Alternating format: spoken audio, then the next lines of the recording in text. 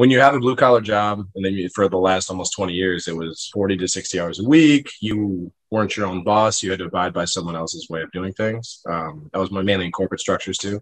So you always think about it would be to be your own boss. So in content, as you know, you kind of have to self-regulate, which is nice. Mm-hmm. You get to be your own boss, but sometimes you get to be your own boss. So you kind of have to make sure you're cracking your own whip and keeping yourself regulated on what you're doing day to day.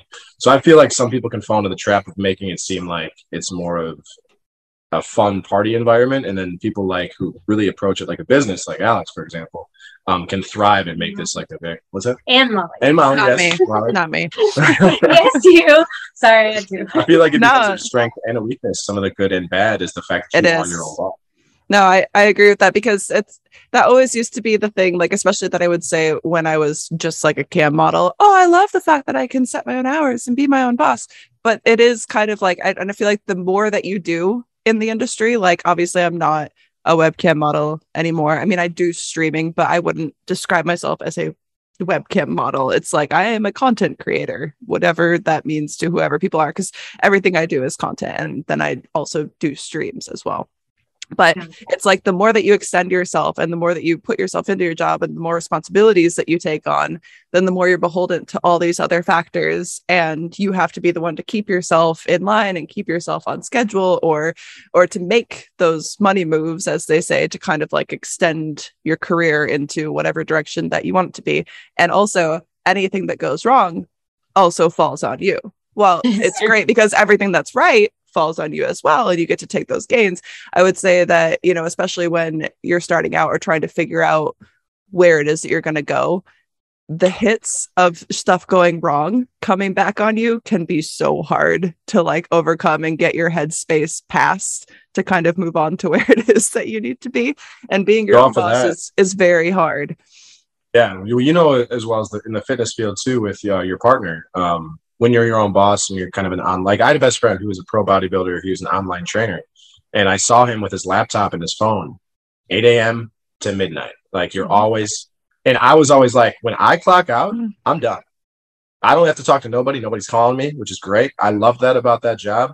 But then you can see the financial freedom you have with the other part of it. So you have restrictions and negatives in both, but overall, there is no clocking out when you're your own boss. And one of the things is like, there is clocking out, but then you're going to take those hits and more hits are going to come and you're going to miss opportunities elsewhere. And then you're going to get the FOMO, and then you're going to see somebody else doing what you thought about doing, but you never even tried. And then it's like debilitating in that way. And it like keeps cycling. But I think it's like, I also think that there's like very different mindsets to certain people. And I was kind of having this conversation the other night. Like, so you have people, right, that are very either smart or they have all these things that they really want to do, right? Like, I want to travel, or I'd like to go live here for some amount of time, or I would like to try this job, or I'd like to go back to school.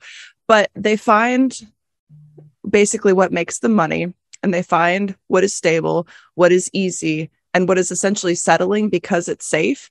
And they just are in that forever. And so they keep talking about all the things that they want to do, all the things that they want to experience or to try or to glean from life.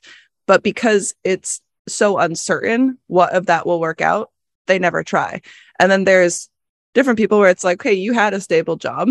You know, I've had jobs in the past. And pretty much every decision I would say that I've made that's led me to this point has been like, well, I don't know how that's going to work out, but let's try. And I think that it's just very different mindsets. I think that's why sometimes with the industry, it doesn't end up working out for everyone, because especially if like someone, for instance, maybe, you know, is very locked into, I need to work for this brand, I need to be contracted. And once they maybe like lose that contract, or a company doesn't want to shoot for them, they're just like, oh, like that's it. And they lose it.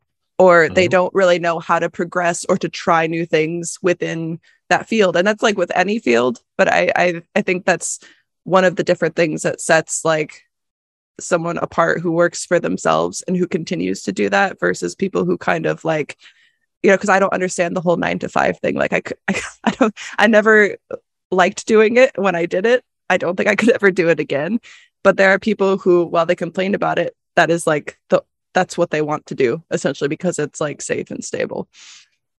I was one of those people for the longest time, because you always bitch about you want to do this, you want to create your own business, but then the pressure of like, what if it falls flat? What if I can't make this successful? Like, I'm going to lose out on this successful thing. Because I was making, I was getting close to 6 figures, and it was I could live off that. Anybody can. I'd be stupid not to say that's a good wage, but there was always that missing piece. So, I was talking to you about it, and it was one of those things where you feel like I just thought there was more. And I was like, at 34 years old, deciding to do this as a career, that's exactly what I wanted, was to be able to like take that risk and see where it could possibly go. And it took about 3 months to be like, my agent telling me all the time, like, we have more bookings, we can make this work, like, and being very hesitant to think this isn't going to happen. I need to like clock into this guy's job, and like, this is health insurance is included, I got my W-2s, like, it makes sense. And it's like the trap that I think everybody goes into, because I did the whole college thing too. And yeah, I want to say it's probably the best decision I ever made. Yeah, no, and it's cool to hear. I just think like that's why it's interesting to be able to talk to so many different people who are kind of like, yeah, I had this or I had that, and I chose to jump into whatever this is. And that's not even just like performers either. Like I've had my friend on here who runs Workshop. You guys remember Tina from Workshop? She had a job, had her 9 to 5, worked for somebody else. It was stable. It was this, it was that, but she had this dream, right? And she's like, I want my own brand. I want my own clothing company. And it's like, you got like the dreamers, and then you have the people who just like, and I'm not saying that there's any one direction that's better necessarily, because I think that obviously different strokes for different folks. I just find that I end up relating more to the people who are willing to kind of like make that jump and see what happens, even if it fails. Like there's so many things that I've tried to do that don't work out, like just huge failures. That's okay, because it's like, okay, I see those things as kind of like stepping stones to get you onto whatever new path it's going to be. Like when people always ask like, what's your 5-year plan? Like, I don't plan for the next week. Like 5 hours, maybe, like.